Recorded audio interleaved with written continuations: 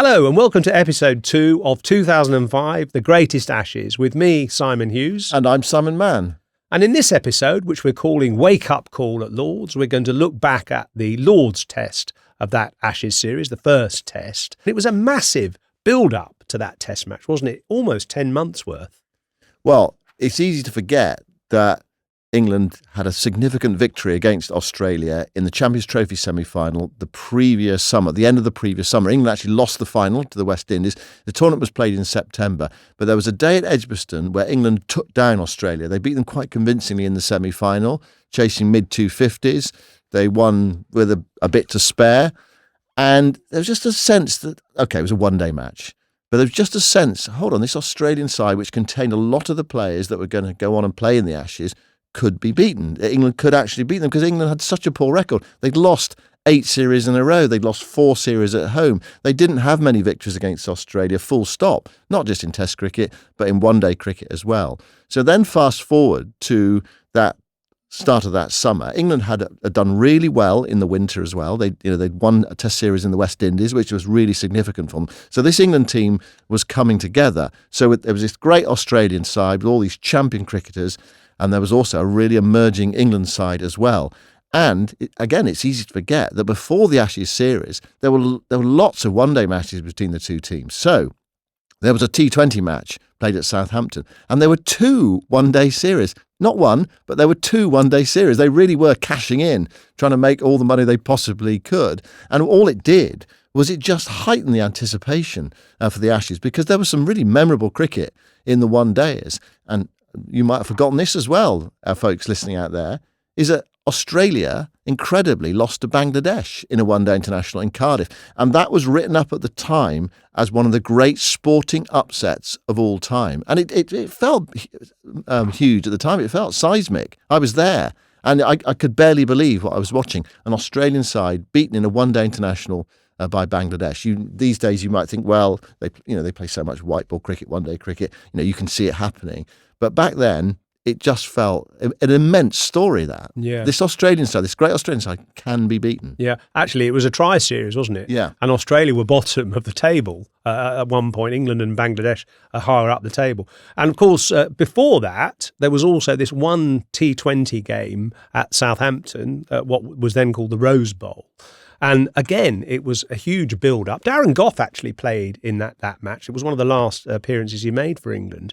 And again, England really took Australia on and really imposed themselves on that Australia side. Australia were taken aback, actually. They were quite surprised. They weren't taking that game all that seriously. In fact, it was soon after the first time they'd ever played a T20 international against New Zealand. You might remember them. There's some funny pictures of players wearing sort of false moustaches and almost turning up in fancy dress in retro kit and things like that, because it was regarded as a bit of a circus, the early T20 international. So Australia were not ready for what England hit them with. And Jason Gillespie, who played in that game, recalls the surprise that they were sort of taken by England. Before that tour, we played a T20 game against New Zealand, and it was all retro kit and headbands and hair. And because early days of T20, wasn't it? Yeah, it was seen down in Australia and New Zealand as a bit of a gimmick, whereas in England they've been playing it for a number of years professionally in the blast and stuff. And I got smacked for 50 or 4 overs. Intensity that England had, and they blew us out of the water. Absolutely. We learned a harsh lesson there that, wow, this game's here to stay. This is like, the crowd was buzzing, everything. And that kind of surprised us a lot. We were thinking it was a gimmicky type game, T20. So that was a harsh lesson that we learned. So England won that match by 100 runs. Australia kind of it's not that important. But it felt significant, didn't it? Because England had beaten Australia, and they'd not just beaten them, but they'd hammered them. And there was a raucous atmosphere at the Rose Bowl as well. And England were just being more aggressive. And there was another episode in the one-day matches between the two teams at Edgbaston as well, a sort of more physical confrontation, if you like. Well, it certainly came to a head in this particular moment when Simon Jones was bowling to Matthew Hayden. And, Hayden was this incredible hulk who sort of stood up and came down the wicket at fast bowlers and, was really kind of quite imposing. And Simon Jones had just come through he'd had bad injuries in 2002, played a little bit in the Ashes of 2002 and famously went off, tried to do a slide stop in that first test in Brisbane and did terrible damage to his knee and took a long time to get back into the side. But he had now established himself back in the England side in that sort of 2004 period when they won every test match actually that summer and had come into the one-day side as well. And so he's bowling to Matthew Hayden in this one-day at Edgbaston, and he picks up the story.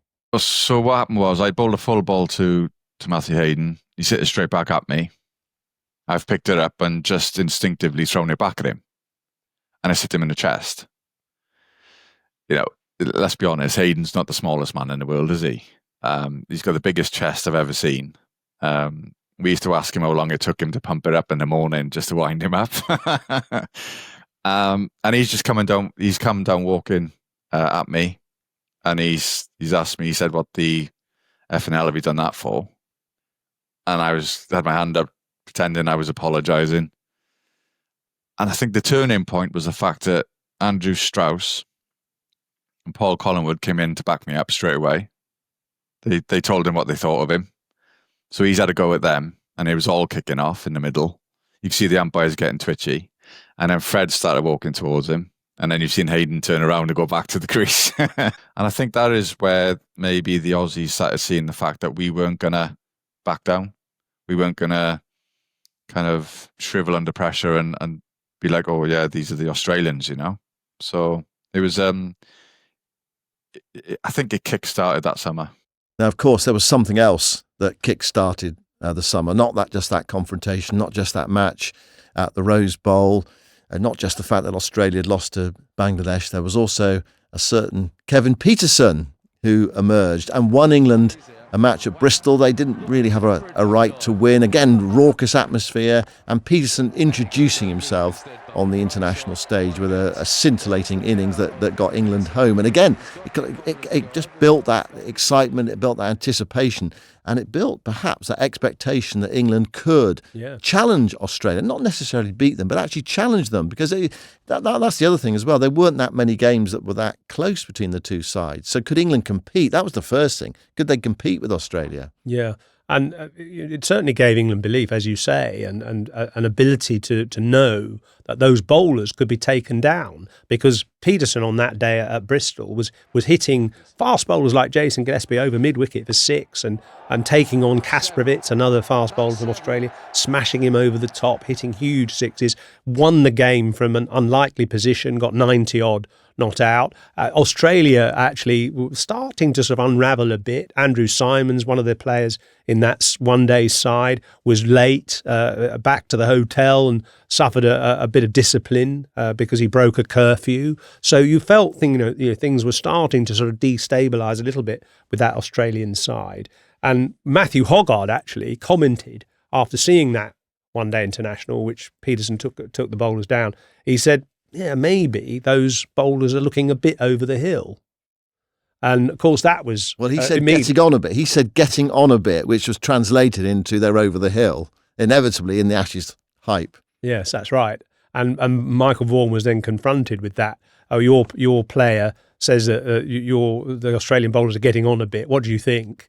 And he said, well, I'm right behind him. I'm absolutely right behind him. So it was just stirring up the anticipation, which Channel 4 added to. And I mean, Channel 4 were great because just like Sky do now, they did lots of promotion and lots of sort of extra stuff on, during odd programs to make sure that people would get engaged. And they did a little sequence where they had W.G. Grace rising from the dead. And they also had Shane Warne in sort of prisoner's chains, shuffling away, being sort of taken away and turning to the camera going, I'll be back.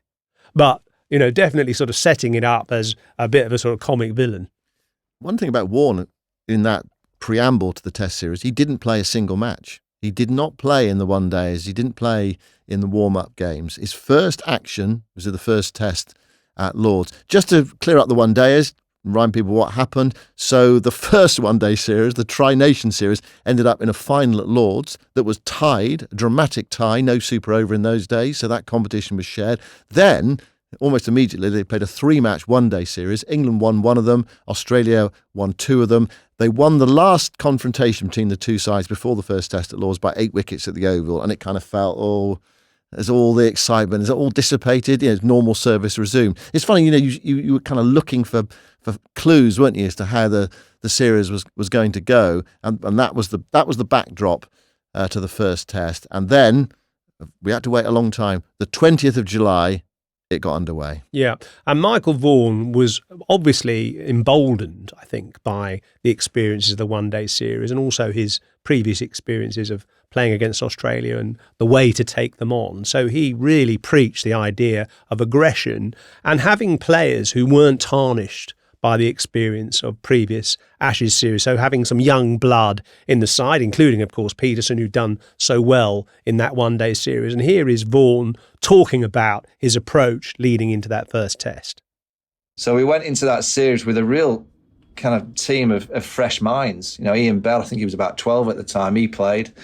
But that was important for us, that we didn't have any of the old baggage. I think there was me, Trez, Simon Jones had obviously played a little bit in Brisbane in 2002 before he got that awful injury. Harmison had played a couple of tests against them, but we didn't have that much experience of playing Australia. And I think it was important to have that kind of fresh mind. So when we are saying to the players, look, be aggressive, be attacking, don't worry about failure, don't worry about making mistakes, it's about taking these guys on. If we don't take them on, we're going to get eaten alive. So let's be aggressive, let's try and look to score, and with the ball in hands, very simple, we're looking to get wickets. We allow the Aussies to about 120, 130 overs, they're going to get 450. That's what they do. So we have to try and bowl them out in 80 overs, if not before. That's our mindset. So that's all that we kind of said to the players, and we gave them the freedom. So Ricky Ponting won the toss that morning and decided to bat first.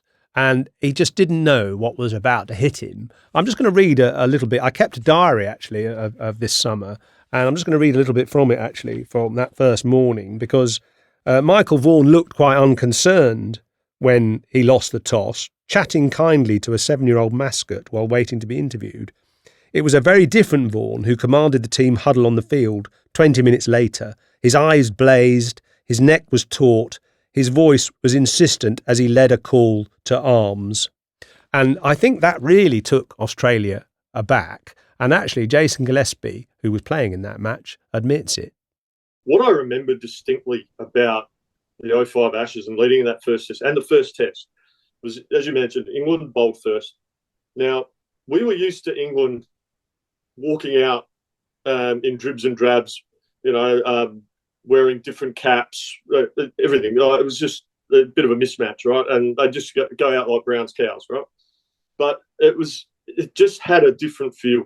And whether under Vaughan's leadership, they had, if you remember, they started the huddle, and they'd all, basically the umpires are just walking out, their players are running out, quick huddle, and then they race and get out to their positions straight away. We'd never seen that from an England side, ever. Because they'd come out in dribs and drabs and wander out, and there was just this, more togetherness. Hard to describe. So I recall that first morning very clearly. It was like 2 boxers who'd been chained up for months, just absolutely flying at each other, hell for leather. And Harmison opened the bowling, unusually, because normally it would be Hoggard who bowled the first over. But Vaughan wanted to hit Australia with pace and aggression and hostility. So Harmison came charging in from that Lord's pavilion end and bowled a nasty ball, second ball to Langer, hit him on the elbow. He cut Ponting with a bouncer, which you can still see the scar on Ricky Ponting's right cheekbone. He hit Hayden on the helmet as well, and it was just incredibly compelling. It was real sort of pugilism, actually, wasn't it? Do you remember that? Yeah, visceral cricket on that first day. It was also played in fast forward as well, and there was tremendous anticipation for that first Test match, and there was so much action packed into that. Just the first day, wickets falling and blows being struck. Australia were 97 for 5 at lunch, and the England supporters who were there were probably thinking, goodness me, perhaps something is stirring, perhaps something is about to happen. Yeah, and actually, I remember hearing from the media that each newspaper, just showing the anticipation and interest in this series, each paper had sent, or tabloids and broadsheets, had sent sort of 5 or 6 writers, columnists and so on. And they already had bundles of material after just that first session, 97 for 5. And Justin Langer recaps it. Of course, he was right in the thick of it. And he says it was one of the most exciting sessions of cricket he'd ever experienced. That was the best hour of cricket I've ever played in my life. It was like being in AFL or a World Cup rugby final. That first hour, I'll never forget the first ball flew past. Harmison ball flew past my nose, and Geraint Jones took it above here. But that's not what I remember. I remember, I think it might have been Ian Bell at bat. Pat was like walking towards me. It was like the slips were walking towards me. Harmison's about a metre away from me, and I remember Haydos coming at me. He goes, "Mate, be on, be sharp. These guys are on." And England had a really confident leading into that series. They're playing good cricket, but they were on. And then I got second ball, got hit, and it was so funny because I got this massive lump on my elbow, but it must have just hit a blood vessel or something. So I literally did not feel it. But everyone, oh, look how tough he is, you know. But I didn't even feel it. Did not even hurt, mate. It did, but it looked good. Like it was a massive blow up. And then I remember that first out, Haydos got hit in the helmet. I never saw Matthew Hayden get hit in the helmet. He got hit in the helmet. And just before drinks, Punter got hit under the eye. And he still bears the scar today. He got hit and he's bleeding. And I remember saying it to whoever, and he was our captain. I said, "Mate, it's not a fucking war.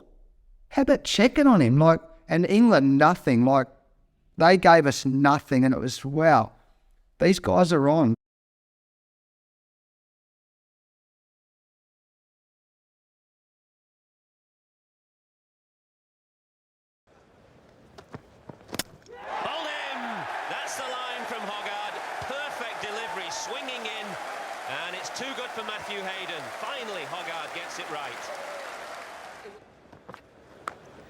That's lovely cricket. By heaven, that's a good ball from Stephen Harmison. Here's a moment for Andrew Flintoff, the first time that he plays against Australia in a test match.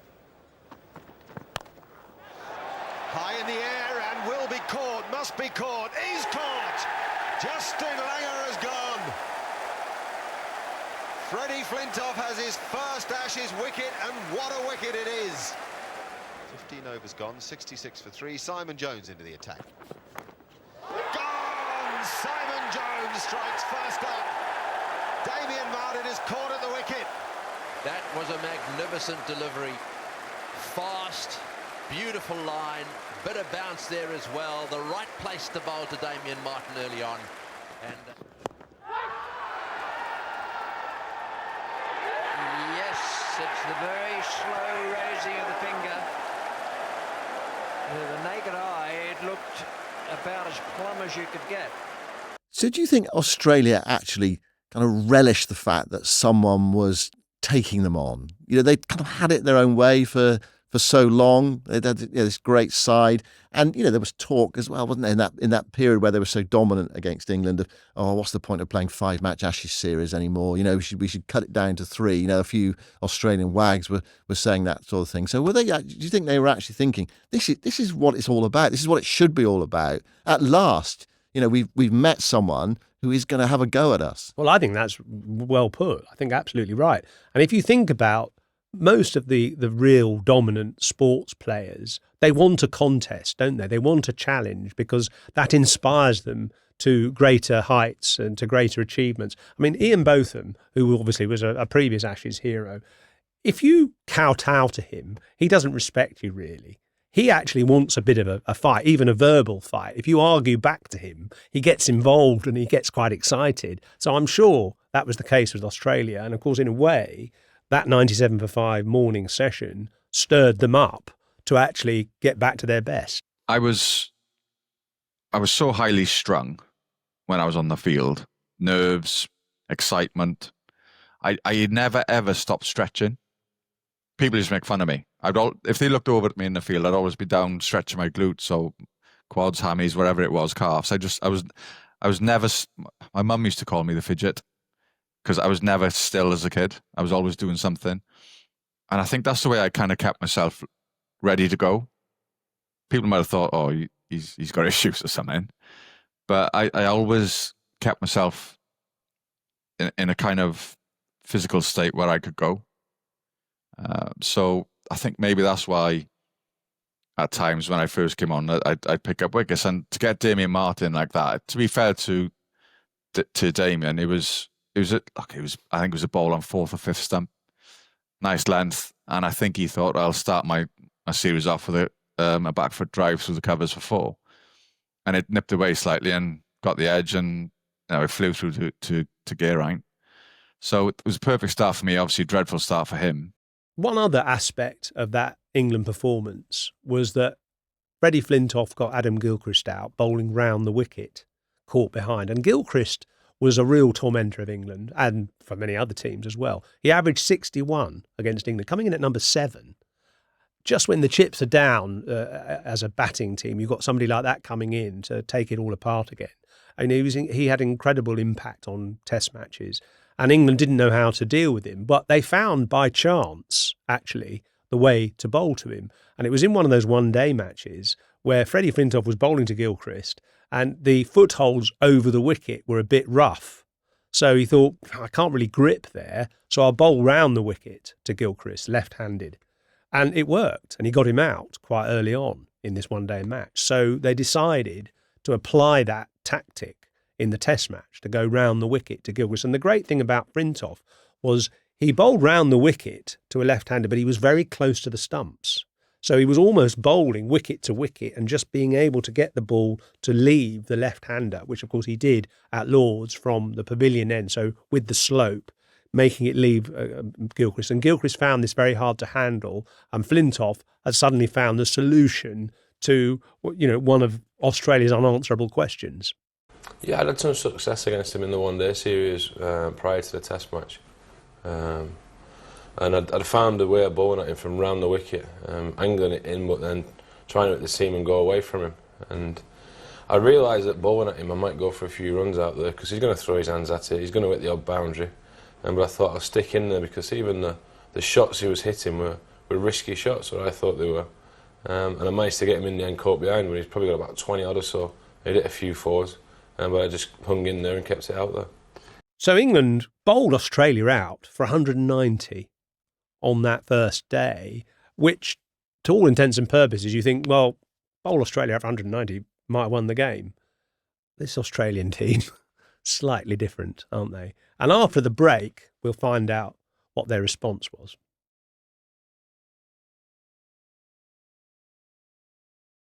So Australia bowled out for 190 mid-afternoon at Lord's on the first day. And, the expectation, the excitement of seeing Andrew Strauss and Marcus Trescothick walking out to bat at Lord's, through the long room, out onto the field, war cries going on from around the ground, was amazing. It was a real, exciting moment. And it was diffused immediately by Shane Warne on the boundary as Strauss walks out past him at slip. This was Strauss's recollection. In that first test match, as I walked out with Trescothick, Warney sort of walked past me and was like, "Hi, Darryl. How you doing, Darryl?" And, you enjoying Ashes cricket, Darryl? And then after every over that McGrath bowled or Gillespie, he'd be like, you hitting all right today, Darryl? And I was like, why is he calling me Darryl? And then it sort of suddenly twigged on me. He's calling me Darryl after Darryl Cullinan, and as we all know, Darryl Cullinan was as well known as Warney's absolute biggest bunny of all time, and Warney was implanting in my mind that I was going to be his next bunny, which was not a pleasant thought. But this actually wasn't the time for Shane Warne. It was the time for Australia's other great bowler, and that was Glenn McGrath, who'd bowled so well against England in the 1997 series at Lord's. Took a whole bundle of wickets, actually a game that England managed to draw, but he was in ruthless mood that day. And you can just imagine it. England bowled him out for 190. You think, what an opportunity. And before you know it, England are 21 for 5. 21 for 5. And Glenn McGrath, has got all 5 of them. In the air, out, got him, first ball, that's 500 for McGrath, wonderful cricketer, brilliant bowling, a wonderful delivery as well. just short of a length, a little bit of extra bounce. First ball after tee, Glenn McGrath has 500. That's another edge and gone. Got him, beautifully caught by Vaughan, taken very low. McGrath is amongst them. Ball in, kept a little low. McGrath is on song here at his very best.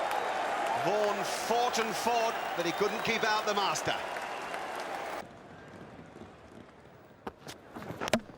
Oh, he's so good. Glenn McGrath is so good. They talk about hitting the top of off stump. It's something you learn as a child and you want to carry it through your whole career. This guy is still doing it. That is number 503, and Ian Bell is the victim. Oh, Flintoff gone too. This is brilliant. 5 for McGrath. We had our first wicket, and it was also my 500th wicket, which was pretty special, and to do it at Lords was amazing. And then after that, next you know, they've gone for no wicket for 10 to 5 for 21, and it was one of those spells where it was probably more the pitch than me, but I just got enough balls in the right area, and the ball did enough, and 2 caught behinds and 3 bowls, and England in a lot of trouble. And it's amazing, isn't it? Including his 500th Test wicket, Marcus Trescothick caught at slip.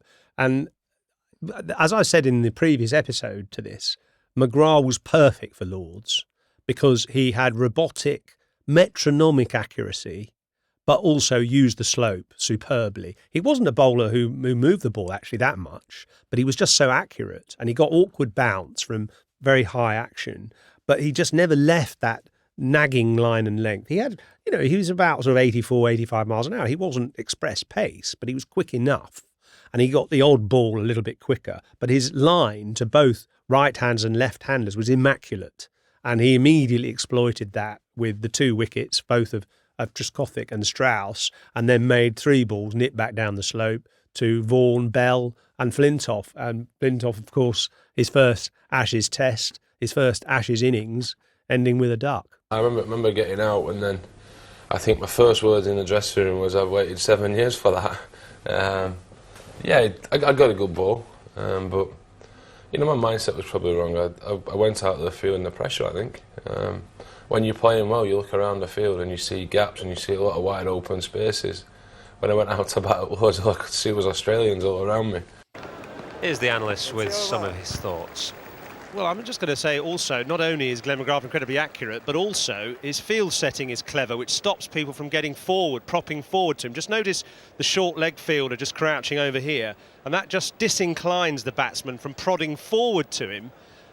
Because he's a tall bowler, you can't be sure how much it's going to bounce. Now, this one keeps really low, but Flintoff didn't really get forward, partly because of the presence of the short leg there, partly also because of the presence of McGrath being a tall bowler who normally gets the ball to bounce up a bit higher than that. And as you see, he doesn't really play very far forward, Flintoff. Just have a look at the bounce of that ball. 2 different balls. The blue one is the one that bowled Flintoff. You see, they both pitched the same place, but the Flintoff delivery only halfway up the stumps. Yeah, they did bowl England out for 155. So Australia had a 35-run first innings lead, but not before Kevin Pietersen wowed Lords. I mean, because he led the counterattack, and for an hour or two, I mean, the thrilling cricket was back on. England had produced it with the ball in that morning session, but here was Kevin Pietersen on his Test match debut, taking Australia on, and Glenn McGrath bowled superbly, picked up all those wickets, but he was hitting them back over his head into the Lords Pavilion. It was extraordinary cricket. At the height of the carnage, the new boy arrived. Kevin Pietersen, or Graham Thorpe, was the big call for the selectors before the series began. Peterson always knew they'd made the right choice. A big hit.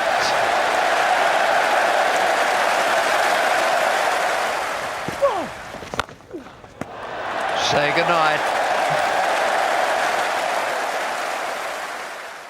It certainly proved the shrewdness of that selection, because Peterson was very much in doubt whether they'd pick him before the Test started, and obviously his impact in the one-day series helped. But still there was a debate about would he play instead of Bell or would he play instead of Thorpe.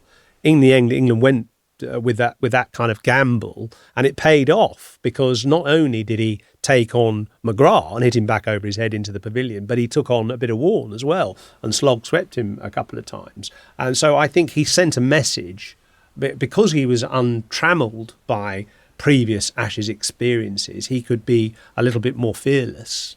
And that was an important message that England learned. Yeah. It was also the way he played as well. He showed a bit of that in the one-day series. And when you look back now, it seems incredible that there was a debate about whether he was going to play or not in that series. So it was a handy lead for Australia, and obviously that emboldened them, and Northern service was resumed after that. And England, they got an attack of dropsy. 7 dropped catches in Australia's second innings. Michael Clarke was one of them. He went on to make a 90. Kevin Pietersen actually was one of the culprits. Sort of electric hands at cover, shelled one catch. Geraint Jones behind the stumps. A sort of forgotten man of England's Ashes, 2005 Ashes actually. Geraint Jones, the keeper. He dropped a couple of chances. Flintoff himself at second slip. So all these catches went down, and suddenly Australia built this massive lead. And everyone's, optimism was dashed. Yeah, because the game was played on fast forward, high adrenaline, first day, into the second day. Then it was just like, okay, this is what Ashes cricket is normally like. Australia taking control. That's what they did, didn't they? So there were times when you were kind of like snapping at their heels in a test match, but then they go, right, slap you away and just take control again, and that's what they were doing. Not helped by England dropping all those catches. What did Dickie Bird say about Kevin Pietersen's drop? I met him after the game, actually, when I was finally let out of my truck, and I just saw him roaming around at the back of the ground, and he just said, Kevin Pietersen's dropped the Ashes, as in his own inimitable way, which at the time it seemed as if that was possibly true. I mean, we have to say, of course, because Australia held the Ashes, England actually had to win the series, and going one down in the first test would obviously be exactly the wrong thing to do if you're an England fan. Well, it's worth just putting the full stops on the end of the sentence of that match and giving the details. Australia took a lead of 420, so England had a massive task in their second innings, and Australia worked their way through England's batting. Shane Warne took 4 wickets, but not before Kevin Pietersen intervened again. He made 64 not out of 79 balls to go with his first innings half-century, and got some serious respect from Adam Gilchrist, who watched it all from behind the stumps. One of the most enthralling battles that I was witness to being behind the stumps was 05, that first test when Kevin Pietersen injected himself into that England team and into test match cricket. The battle between he and Shane, both skill but more so posturing and ego and the sort of physical presence, that was magical. I thought that was proper theatre and drama all rolled in. Yeah, it was that was a brilliant battle within the bigger battle. It was good to be an observer to. I was certainly in my element during that Vaughan spell in the second innings when he took the 4 wickets, doing a bit of drawing on the screen to try and illustrate what he was doing with the ball. And there was one wicket in particular I found quite interesting. Bowling to Ian Bell, he bowled 2 leg breaks, spinning away from the bat like that. And Bell, partly because Vaughan was bowling from the nursery end down the slope, Bell wisely left them alone because they spun quite significantly away. And then he bowled a third ball, which was what looked like a leg spinner as well, on about off stump. Bell, again, thinking it was a leg spinner, left it and was LBW because the ball just went straight on. And I remember at the time, Benno said, "Oh, brilliant delivery from Shane Warne, the slider, following up the 2 leg breaks." Actually, I took a bit of a risk by saying on commentary in an analyst slot, I said, well, actually, that was supposed to be a leg spinner as well. If you look at the release, he tried to bowl it like a leg spinner, but it was just natural variation. It skidded on. And Just explain what you mean by natural variation. Well, because he was trying to spin it, and it landed probably on the shiny part of the ball rather than the seam. The seam spinning around like that, making the ball spin away. But if it just landed on the shiny part of the ball instead, it would have skidded on potentially. And that was just an accident of his release, but worked perfectly because it was straight and it would have hit off stump. And poor old Ian Bell was deceived a little bit unluckily. And Richie as well. And Richie as well. Oh, that is super bowling, Warnie. And Simon Hughes has got something for us.